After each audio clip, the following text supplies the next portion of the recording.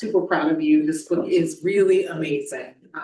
Such a journey. And because we're in a library, I think that we should begin by talking about libraries, because your book begins in a library. It does. With young Susanna. Little Susanna from Fort Lauderdale, Florida. First of all, thank you all for coming out. I really appreciate it. I first discovered Butler for myself in the 1990s when I was in high school, and I didn't have a car. I would take buses to get to various libraries across the county. And one day I went to the Lauderdale Lakes branch, and I went to the science fiction section as I always did, and I would just take like a shelf, just put it in my bag. You know, that's what I did throughout the week. I was reading a lot of books. And so I get there and I see a book that I've never seen before by an author I never heard of. There was a Black woman on the cover, and I'd never seen any reference to Blackness in the science fiction section my whole life. You know, I went to the library pretty much every week for most of my childhood. And I never saw any Black folk represented in that genre. And here it was, a book with a Black woman on the cover by a Black woman about a young Black girl about my age. And so I snatched it up and I took it out, and that was the beginning of my love affair with Butler. Yeah. One of the things that you and I have talked about and that becomes apparent in the text is that Butler really struggled with conventional education, like clearly smart, but and a writer, but just always back in, trying to get a degree. And I was thinking about that because I was thinking about the ways in which she's an autodidact, which is a thing I think a lot about. Yeah. And I'm thinking about that in relation to, there's Butler's version of being an autodidact, and then there's the contemporary version, which is like, I Googled it and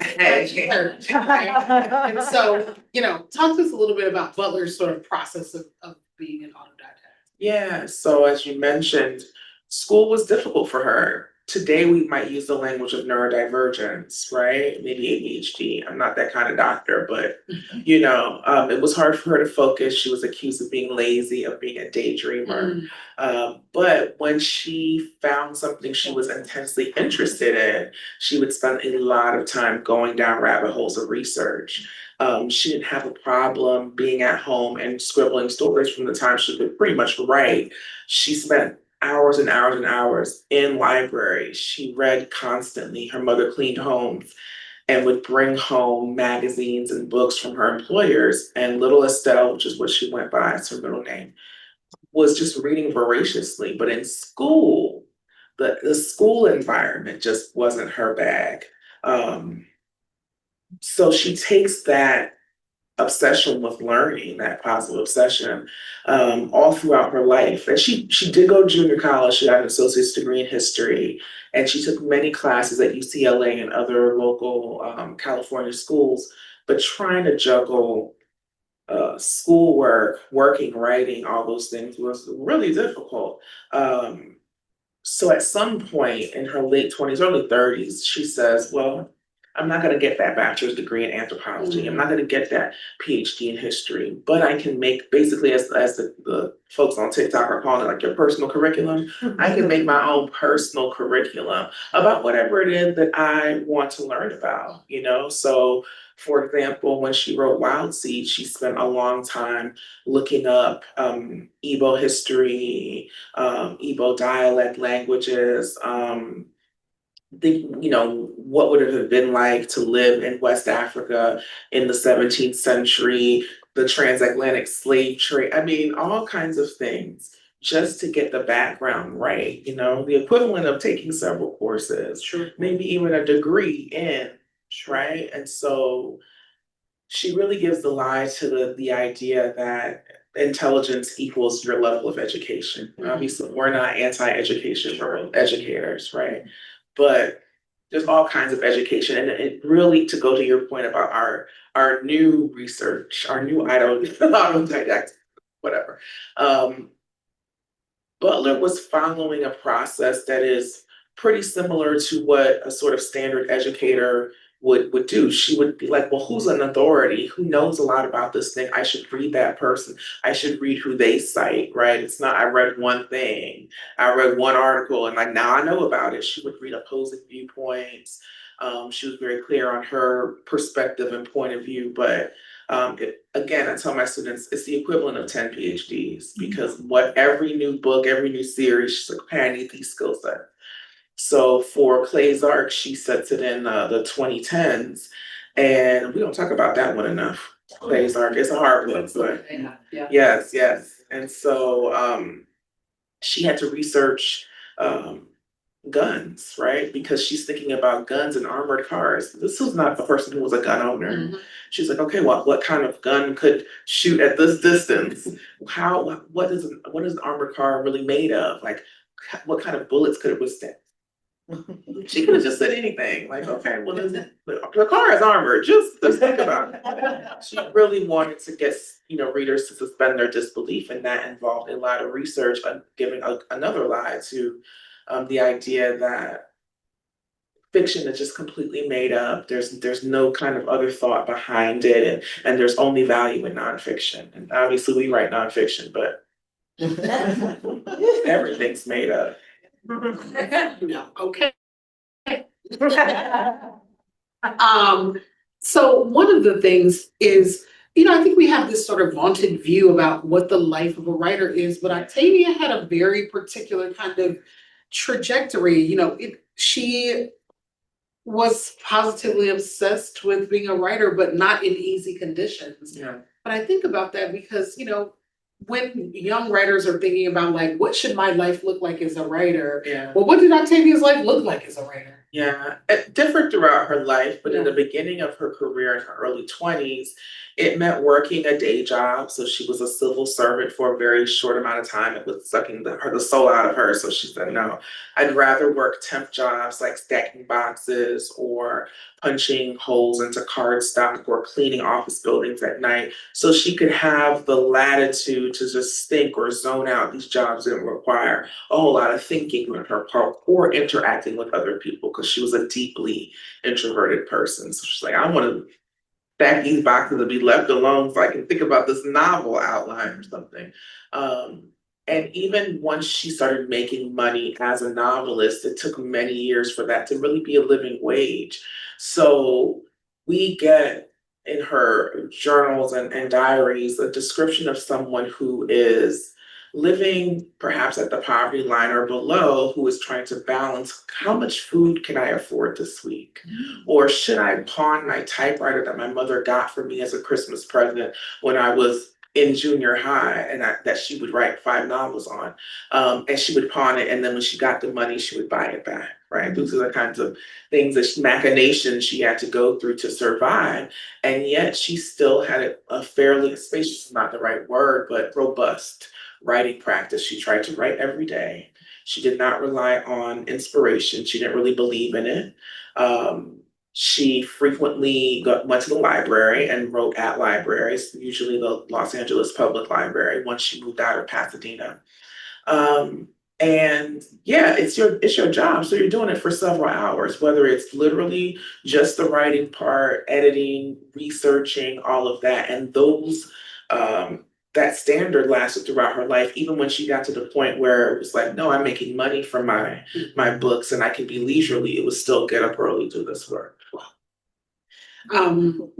And so you sort of locate her in that 70s period where there's all this kind of ferment, but she's distinct because she's writing science fiction. And so it takes a minute, right, for people to pay attention to her. Yeah. In the early 1980s, she was tasked with editing an anthology called Black Futures, along with a couple other folk. And she wanted folks who were going to write about literal Black futures regardless of race, but she also wanted science fiction stories from Black writers. So she reached out to Toni Morrison. She was like, girl, I ain't got it. I don't have time, which she was bummed about. And she reached out to her good friend, Toni K. Dunbar, and she said, yeah, girl, I'll write you a story. But she didn't get enough interest to actually go through with the book. And then that was a big disappointment. Now, years later, more than a decade later, Cherie Renee Thomas would publish her anthologies, Dark Matter, volumes 1 and 2. And Octavia would, participate in that. And, when I spoke with Cherie, when I was researching the book, she said, that Octavia put her full support behind it and talked to her about the Black Futures anthology, saying, all those years ago, we couldn't do it, but look at all the folks, like you have to turn people away. There's so many more people who are willing to, whether it's write science fiction and fantasy only, primarily, or to dabble in it. Folks who are genre hoppers. There were enough Black folk that she didn't even have to ask, any white people necessarily. As a matter of course, for non-Black folk, that science fiction had expanded its playing field. One of the things that I like about this book that I think is, super useful is it's Octavia's story, but you're also telling us a cultural history kind of what of all that's happening as the backdrop. And there's this interesting moment. You talk a lot about Kindred and about her the 1979 novel, correct? Correct. And her willingness to talk about slavery, but there's this moment where you say that she says like, but I couldn't actually really tell it completely because people wouldn't read it. Yeah. And it made me think about the sort of current discourse around trauma porn and how, there's this strain in Black communities where folks are like, we don't want to keep reading and looking at movies about slavery and trauma. And yet,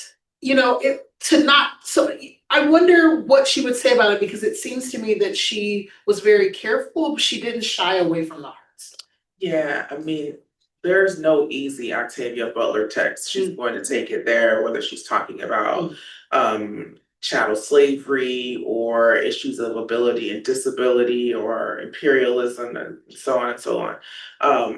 But I get why people say those things about not wanting to watch slavery movies or read slavery texts. It's the dismissiveness that I give a side eye to. The idea that it's like painful or triggering, that totally makes sense. I'm not necessarily going to watch 12 Years a Slave with my popcorn. You know what I mean? I saw it in the movie theater and I was very moved, and it was a visually beautiful film and very well acted. But I also had read the narrative, so I know how it was, Yes.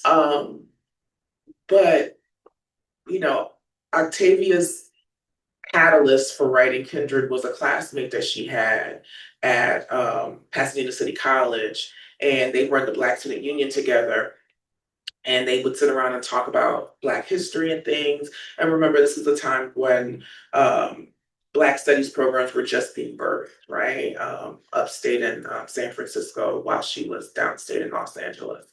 And so they're just sitting around politicking, and then her friend says something like, well, Black people are weak. We haven't gotten as far as we should because we've had these weak members of our, community, and we need to just get rid of them. But I know we can't do that because I would have to kill my parents first, my own parents. And so Octavia was what now? Excuse me. And so she was really writing for that friend who knew so much about Black history, but didn't get to the heart of it in some ways, right? Still had like a deeply internalized shame around his ancestry. And she was like, I'm, to paraphrase her, the daughter of a maid and a bootblack, like I'm standing on the shoulders of so many people who came before me, right? Her grandmother was born in the 19th century, right? So the slavery wasn't that far from her, and she didn't feel ashamed, right? And so she wanted people to feel a particular thing, whether you're a descendant of a formerly enslaved African person or not, right? What is your family's connection? What's your lineage's connection? Even if it's just we're thinking about America, as a sort of lineage or what have you, or the lineage of America. So she was even responding to it's not quite trauma porn, but the sort of misunderstanding of the role of history, right? Like it's not too much. It's actually not even enough. I don't know that there's any way that we can really create art that's going to approximate the experience of chattel slavery, but we can attempt, because not simply to get off on the trauma porn, but to really be a witness to history. Yeah. Yeah. I mean, so one of the key areas of scholarship for you is Afrofuturism. Yes. And when we think about this sort of nexus of like how do you contend with the past, it feels to me sometimes like when I'm engaging with Afrofuturism, it is fantasy in a great way, but it like assumes that it's going to be a salve for all this, like, Yeah. you know, Yeah. but you read Octavia as an Afrofuturist, right? Yeah. And so how does she bridge that gap between the sort of like futures that we want and these pasts that we are not quite willing to like tell the truth about? Yeah. I mean, she really was about shining a light and illuminating the starkness. You know, just now as you were asking the question, I was thinking about something that I wrote in the epilogue, which is that Octavia was, paraphrasing myself, I hope I can remember, that she was building a bridge while trying to cross it, right? And I think that Afrofuturism is a cultural movement and a kind of way of knowing and epistemology that's trying to do that thing. It's not a panacea, it can't do everything, right? Although I do think, like, you know, we're both Black feminist scholars, scholar activists, like, Black feminism is also, like, yeah, we're Black feminists, but also Black feminism does a thing, right? And everything can be Black feminist, right? You can, like, Black feminist date, Black feminist shop, like, whatever. And Afrofuturism is a sort of similar lens, right? But it's also, you know, you've been talking about Hazel Carby, the scholar Hazel Carby, sort of talking about Black feminism being a locus of contradiction and something that maybe is a problem, not a solution, right? And Afrofuturism in some ways is a problem more than a solution. Oh wow. I mean, you can quote me, it's being recorded. So one of the things too that I mean, say a bit more about Octavia as feminist, right? Because she does have a progressive gender politics. She does. You know, there's this moment though that I wondered about where you talk about her saying like patriarchy might have kept Black women from some of the harsher parts of some of the violence. And you like have a more generous reading of it, and I was wondering about that. Yeah, I mean, I think she's trying to, particularly in terms of like Kindred, for example, when she was workshopping the novel, she was sort of notorious for writing multiple versions of any book. So if you go to her archive, there's several versions of Kindred, for example. And in one of the versions, she is thinking about making Dana, the first character, actually a man, a Black man. And she's like, oh, he's going to go into the past and immediately try to Nat Turner it, and he's going to be dead on page 2. And it's going to be a story and all of that, right? But that because Dana's a woman who's experiencing racism, white supremacy, you know, and patriarchy, that she has an advantage in surviving going back to the past, because yes, she's going to be insulted, but she's already been insulted, it's like not even the word, but she's going to, when she, you know, goes back in time and she speaks a certain way, she's wearing pants, her hair's cut short, she's clearly in a consensual relationship with a white man who I suppose is her master. She's able to navigate all the various indignities because she's experienced a mild facsimile in her presence. And that despite the fact that Black men experience very serious white supremacy, they can benefit from patriarchy, right? Sure. And so then it's like, my manhood cannot be, if you can't emasculate me, I'm gonna, you know, have to have you answer to that, whereas Dana would know where to fall back because she's been invited to, you know, fall back already. So I mean, not to give a spoiler, but in the beginning of the novel, Dana and her boo Kevin, her husband, they're both writers, and that's part of how they connect. And at some point, when Kevin is like finished with his manuscript, he basically asks Dana to type it up. Right, which we know back in the day, many wives did this for their partners, you know, who were male writers. But she didn't give him her manuscript to type up. It was the expectation that you're my wife. Of course, you would. This is your job. I respect that you're a writer and it's cute and everything, but like, also be my secretary. Exactly. Exactly. That's true. One of the things that in this moment, so much of like the way that Octavia's been taken up is as a prophet because of the parable series. I'm skipping ahead. I want to talk about the exogenesis theories, but she's been taken up as a prophet, and you had this wonderful line, we were chatting one day where you were like, oh, it's only a prophecy if you don't get a lesson, these are parables. What I wonder, yeah, bars, for sure. Also, we're not getting the lesson, so there's that. But I wonder about her, how you read, you say more directly that she is resistant to being called a prophet. Right. And I wonder about why she was resistant to that. I think it's, because she was identified for a few reasons, but one, she was identifying more as agnostic or atheist. So then even the language of prophecy, she was raised in the church. I mean, you have a book called The Parable of the Sower and Parable of the Talents from churchy. Culturally, even if you're not a believer, right? So she was very well versed in the Bible as literature and as theology, right? But she really emphasized the work that she did, in terms of thinking, of reading, of gathering ideas, of being challenged, and all of that. And I try to emphasize that in the book as well, that when we make it a prophecy, when we make it like, oh, it's being like a divine download, right? Not that it doesn't have to be, I don't know your spirituality. It could be that too. But she was getting the downloads at the library because she was reading the books. It wasn't just like she didn't know anything and all of a sudden, she's an empty vessel and she just got poured into. She spent decades doing this work, starting from really high school. She watched the inauguration of John F. Kennedy when she was a high school student, and she, was like, I don't understand what he's saying. The words are like complicated. Like, I don't know this vocabulary and all this kind of stuff.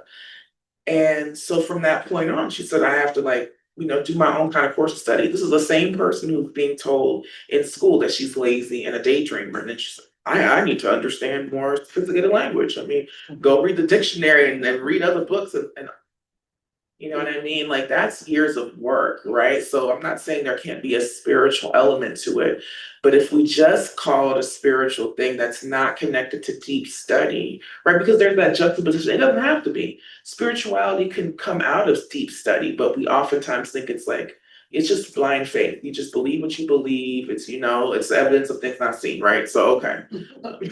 Right? But you can have a connection, I think, that's spiritual by doing the work. I don't know that she wants me to talk about that or wanted me to talk about that, right?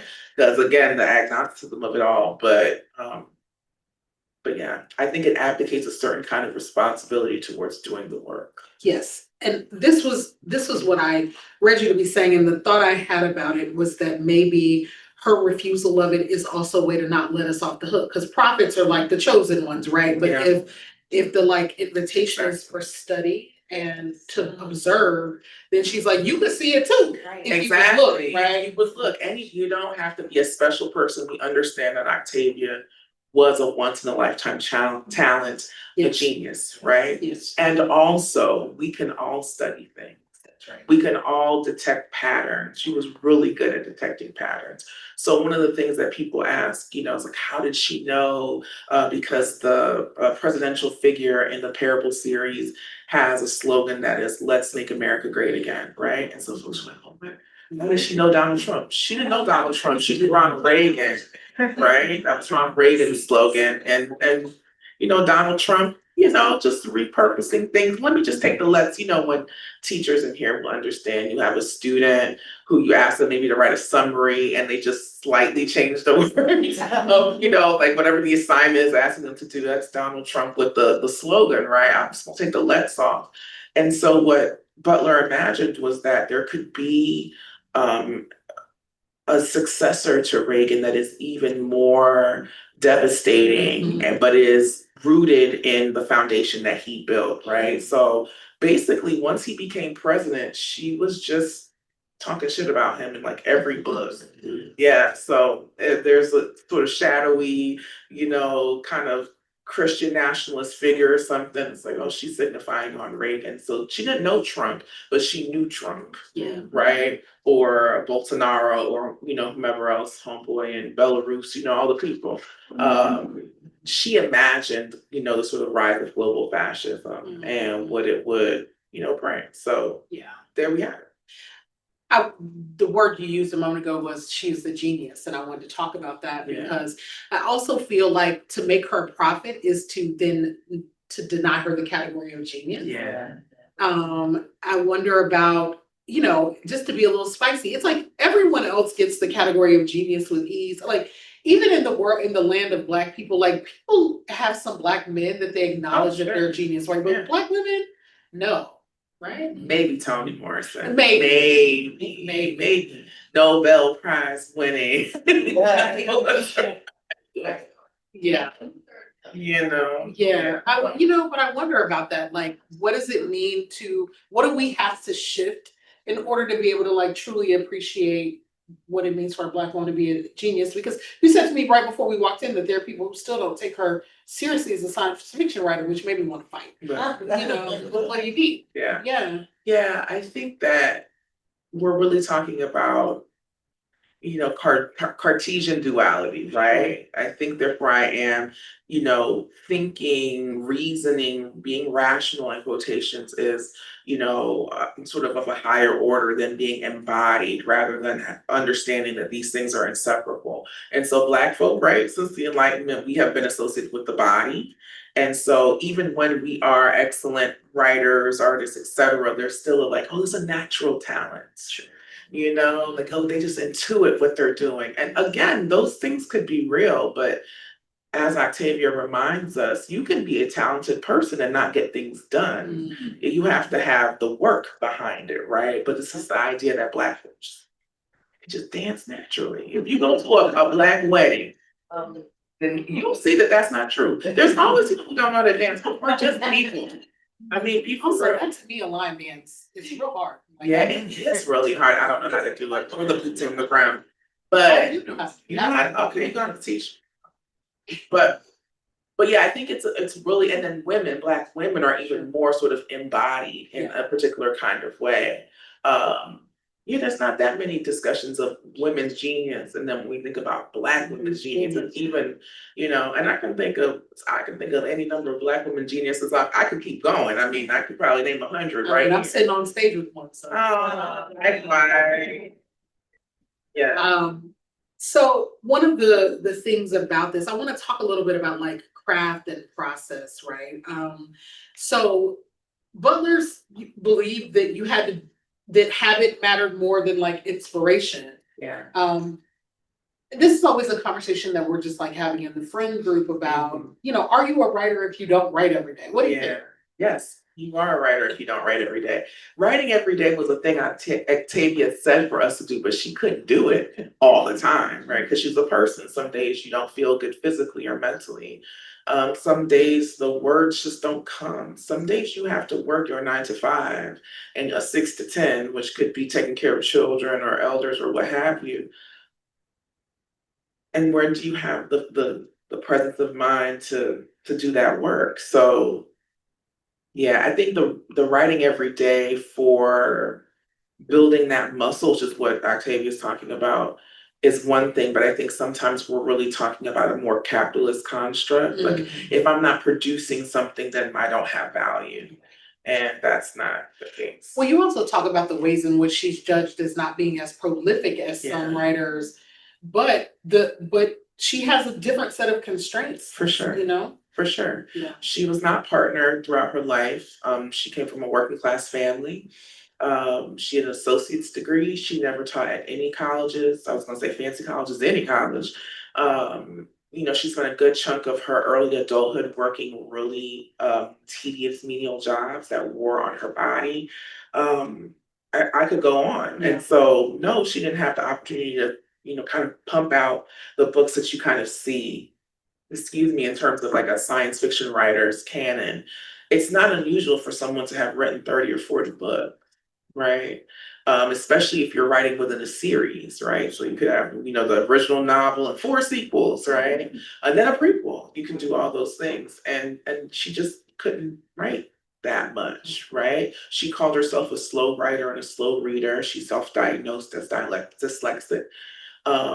And again, she had all these financial constraints, and as she aged, and she had these health constraints as well, right? So, Yeah. You know, one of the things I'm thinking about in this moment is that even through all of that, she's also writing, like, so I wanted to talk just a bit about the Xenogenesis series and the like, this argument that you make throughout that she is really concerned about the problem of hierarchy. Yes.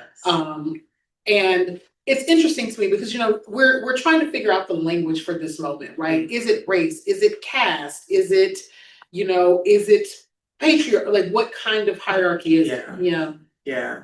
She really thought that arbitrary hierarchy was going to be the death of Homo sapiens. Like, we're just gonna exit on out of here because we cannot stop categorizing each other and saying, I'm better than you because I look this way, or I live in this place, or I speak this language, or what have you.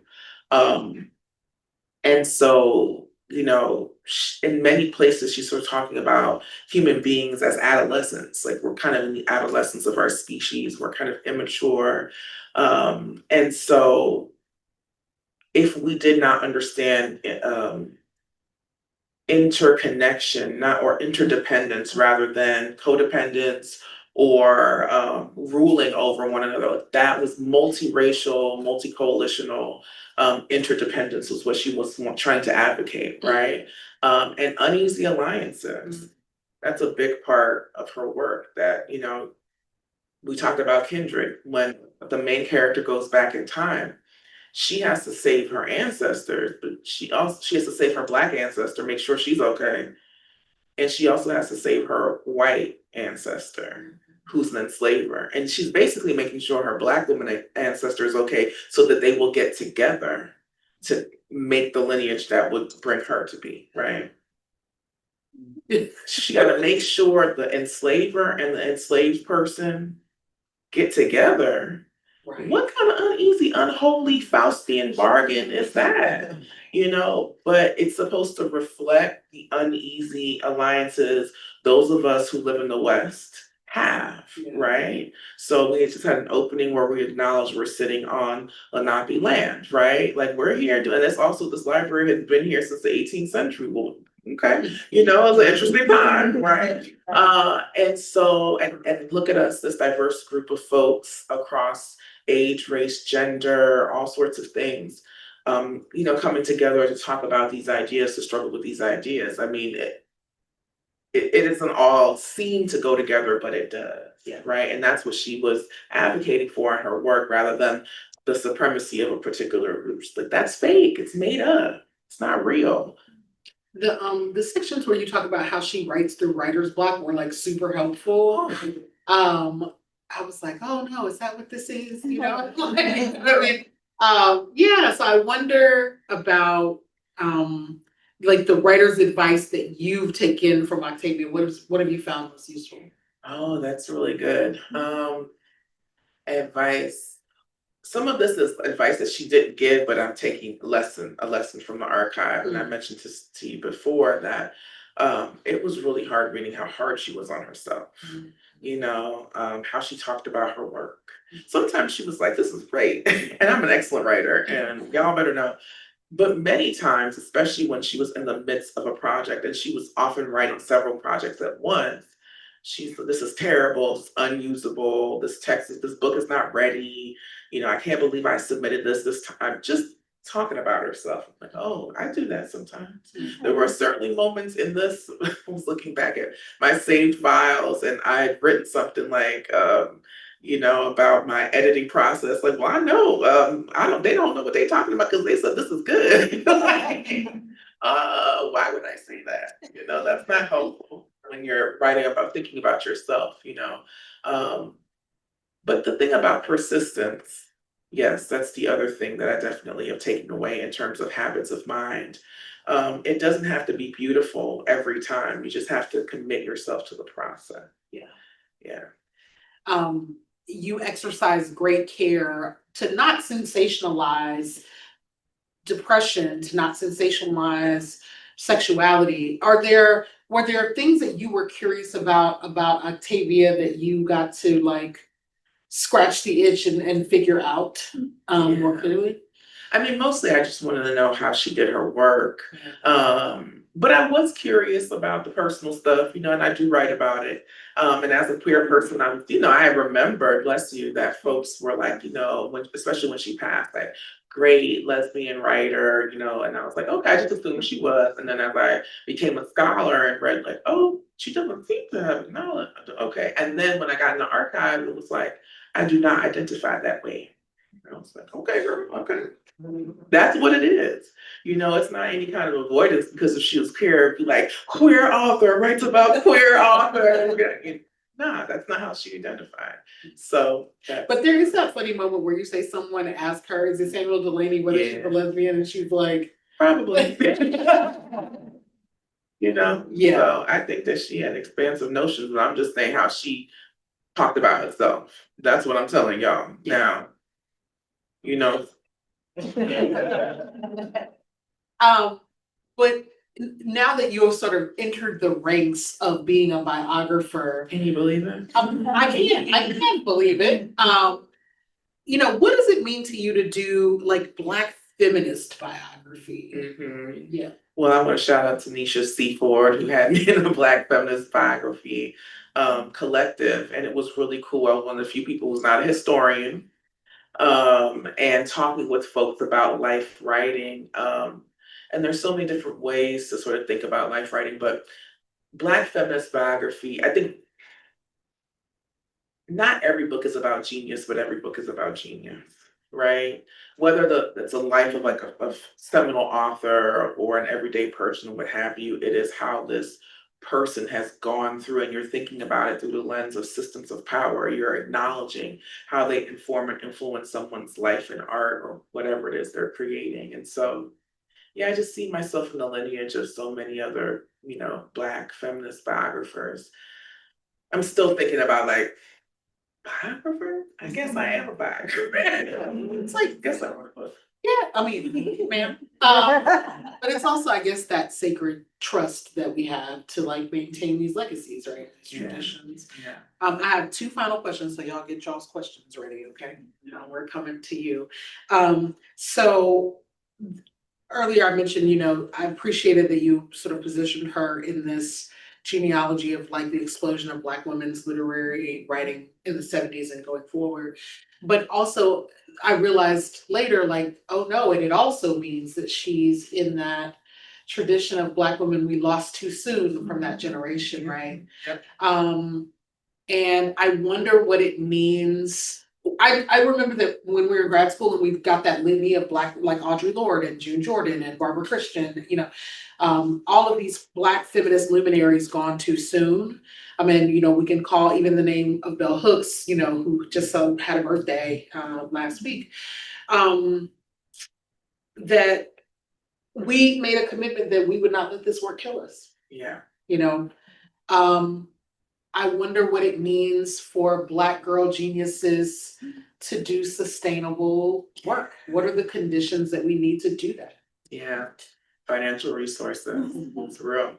It's not about being rich. It's about being paid a living wage, having access to adequate health care, safe and clean housing, you know, those kinds of things. In the 1970s, when Butler was beginning her career, she suffered from all kinds of toothaches, all kinds of dental pain. If you've ever experienced dental pain, you know it's one of the worst pains you can experience. And so then you're supposed to work your job and then also be world building and writing a novel or a short story while you're in physical distress. It's like when we talk about children going to school, and we know that children don't do as well when they're hungry, right? So like you need to eat something before you get to the schoolhouse. It's just, you know, and that's true whether you're 5 or 55, like you need to eat, you need to rest, you need to have access to these things. I mean, those are the conditions under which we can thrive. And then the other thing is community. I mean, there are many other things, but you know, community, having a crew,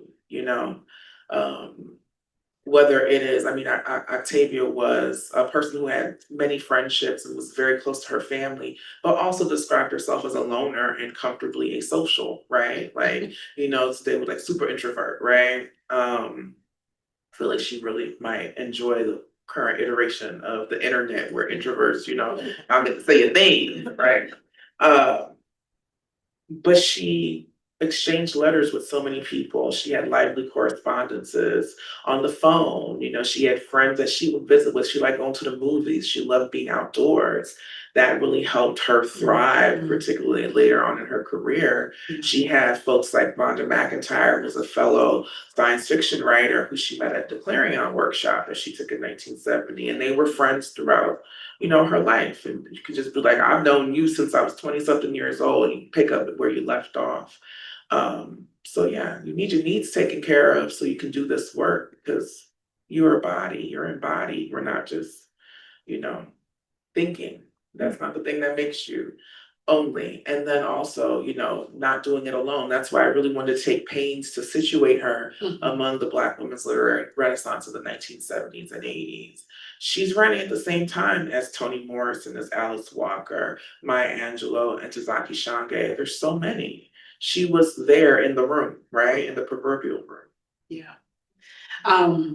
In the aftermath, she's, you know, experienced an explosion of interest. Yeah. And you take great care to sort of map that, you know, all of these kind of afterlives of Octavia Butler. What are you most inspired by? Who do you think is doing kind of the coolest work in any way that you feel like is in the legacy of Octavia? Oh yeah, and Kate Jefferson. I mean, she's a wonderful one.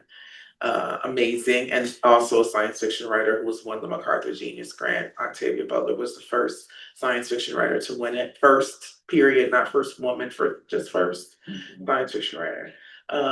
I love N.K. Jemisin so much. I love what she does in all different aspects of speculative fiction. You know, high fantasy, epic fantasy, urban fantasy. She's just so good.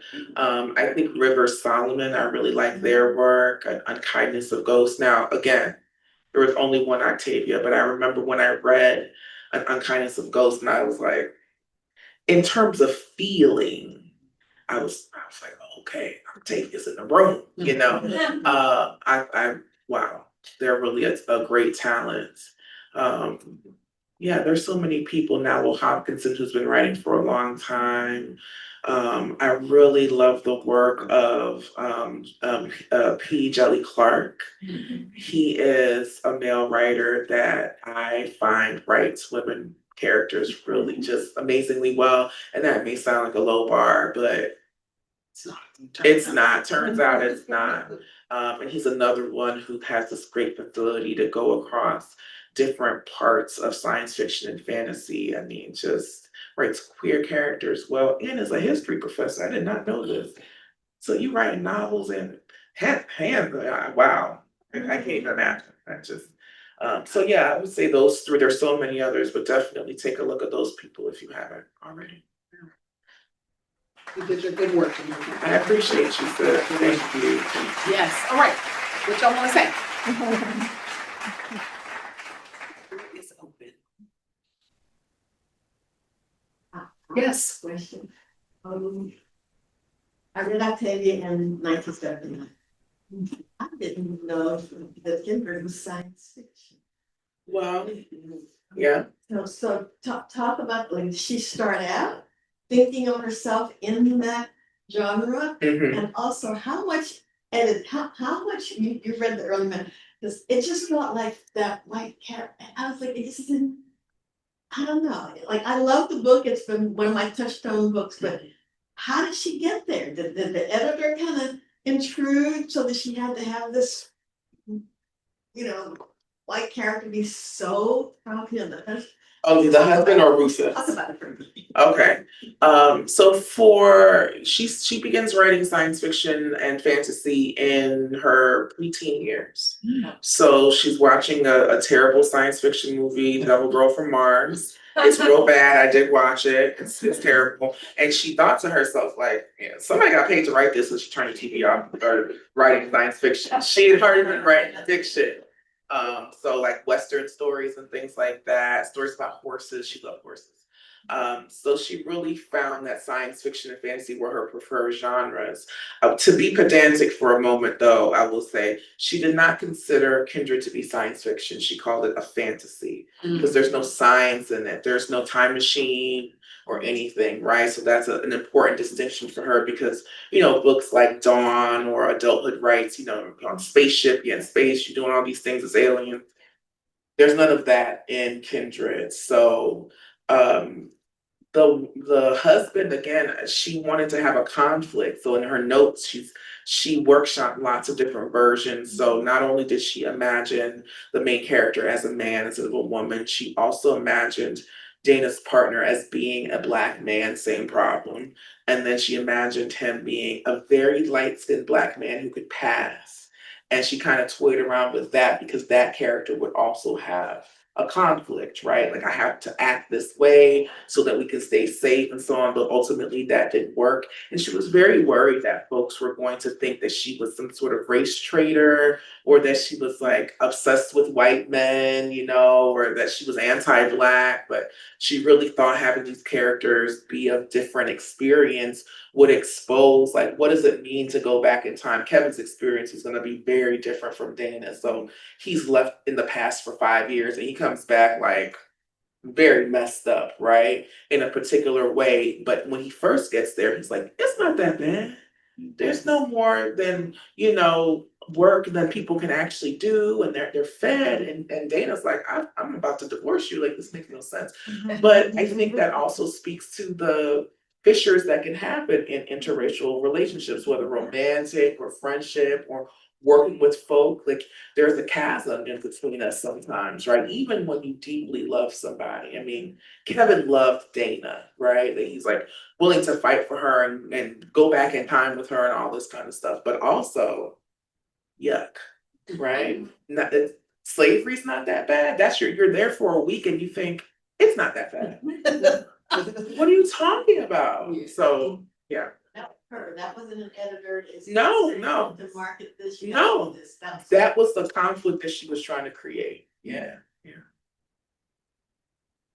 Thank you for that question. Yes. Other thoughts? Yes. And can you talk a little bit more about the approach in terms of doing biography and taking on such a magnanimous person in not just Black culture, but literary culture, who is referred to again and again? Yeah. First of all, thank you, Jen Baker, for being you. She's my first editor, signed this book, had great faith in me. So I would not be here without her. Yeah. And an amazing author her own self. So my approach, I was really interested in thinking about her as an intellectual, and I know Brittney will understand because you've written about Black women's public intellectual history many times, right? I'm interested in what does the daily life of a writer look like, those kinds of questions. But there are many different ways to write Octavia's story, and I hope there will be more biographies. So there's already been a literary biography that my colleague Jerry Canavan published years ago. Evie Zoboy, who I'll be in conversation with tomorrow at the Center for Brooklyn History. That was not an ad, but I will be.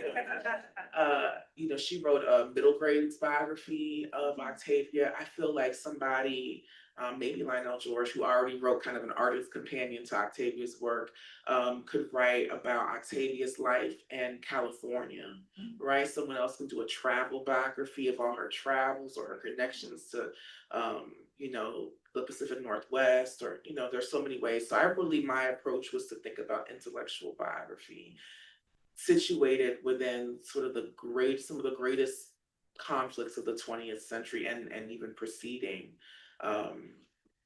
Initially, I never thought I was going to do a doorstopper biography, but I thought maybe it would be even more expansive, and it really is focused. Because as I got in the archive and was really doing the work, I thought this is what I'm interested in doing, and I'm not going to be everything to everybody. So that was kind of my approach as biographer, as first time biographer, like.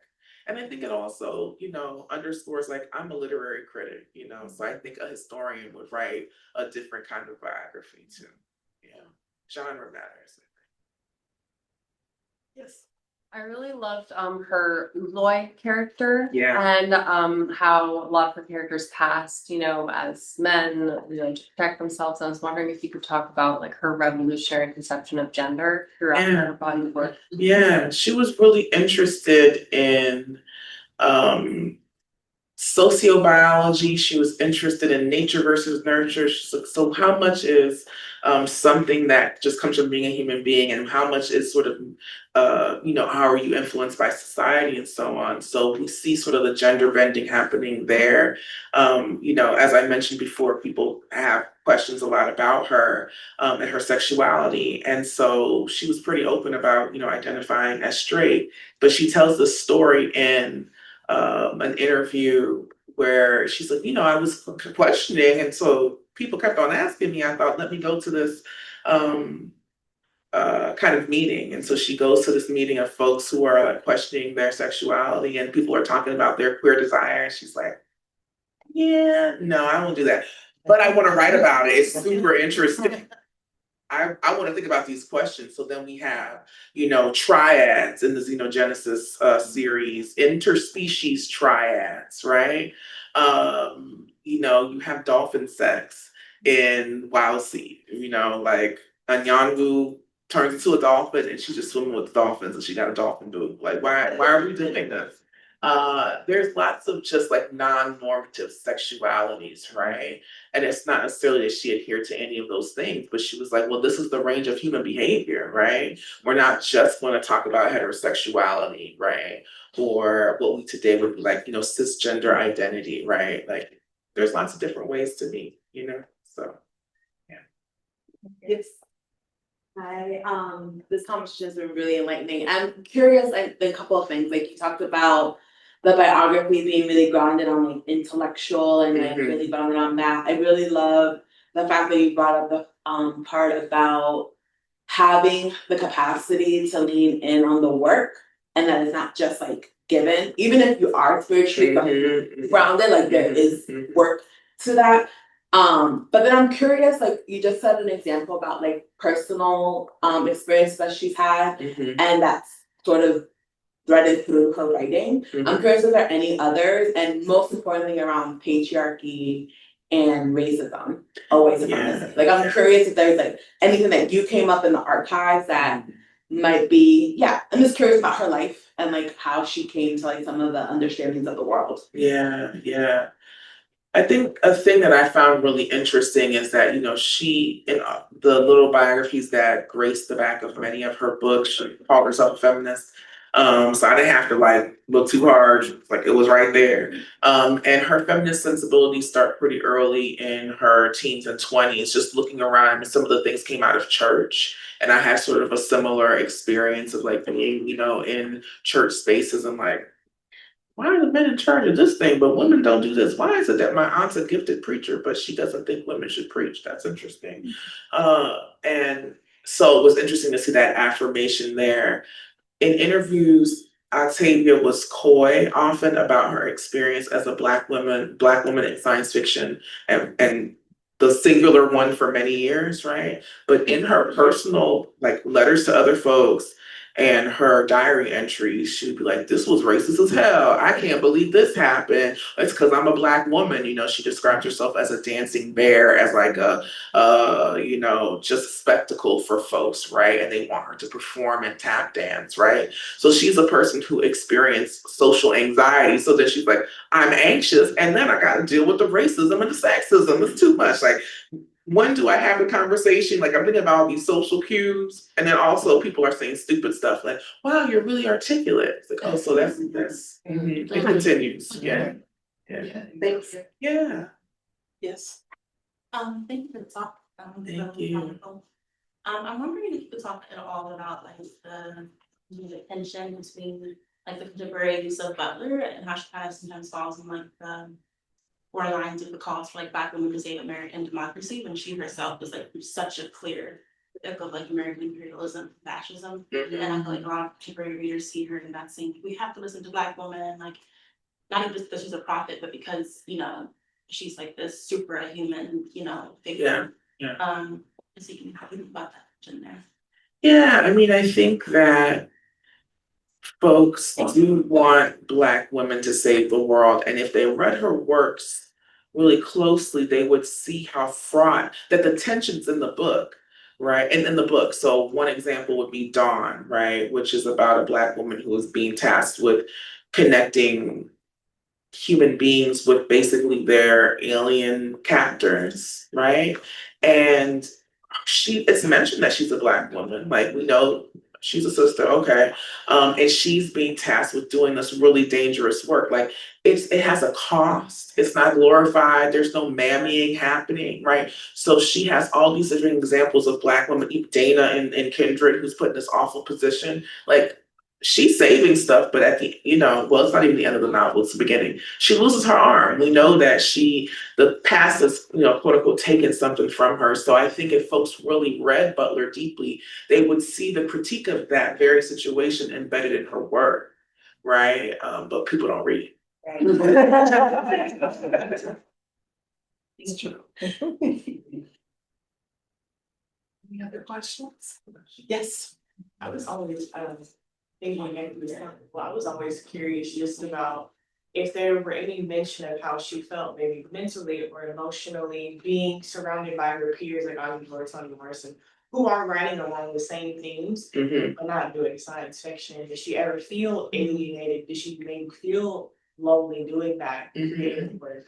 Yeah, sometimes she did, but her presence opened up, a space for other people to come in, so you have Jewel Gomez, Tanana Regis, there's so many people. But the loneliness was often, she talked about the loneliness being at like conventions, right? And being the only Black woman there, right? Or Black folk being like, there's no other Black people writing this stuff. Like, why should we read this? Why is it relevant? And again, that changed over the course of her career because she changed it, her presence and her work. But she definitely felt the absence of community in the beginning. And then she was a very good mentor to others, right? So she taught at the Clarion Workshop. She mentored young, upcoming Black science fiction writers, not just Black ones, but Black ones in particular. And that was one of the things that you've probably seen on the internet, her manifestation journals and so on, right? And one thing that comes up again and again in those pages is that she wants to support Black youth in going to college. She wants to fund folks going to Clarion Workshop because it changed her life. So she created community in really key ways because she didn't have that initially in the field, right? In terms of race. Yeah. Any others? All right, let's go. Yeah.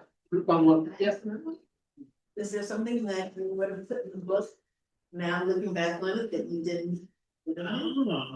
Well, if it was up to me, I'd still be writing the book, but publishers have deadlines, like it needs to come out. So the book would have just been longer, more examples. But I got to put in everything I wanted to in terms of subject matter. And her work is so relevant, right? That I had to change some things, some political things because things had changed, like, oh, you president again. Okay, well, I gotta update the language here because I started writing this book in 2020. So yeah. All right, let's give it up for Dr. Morris. Thank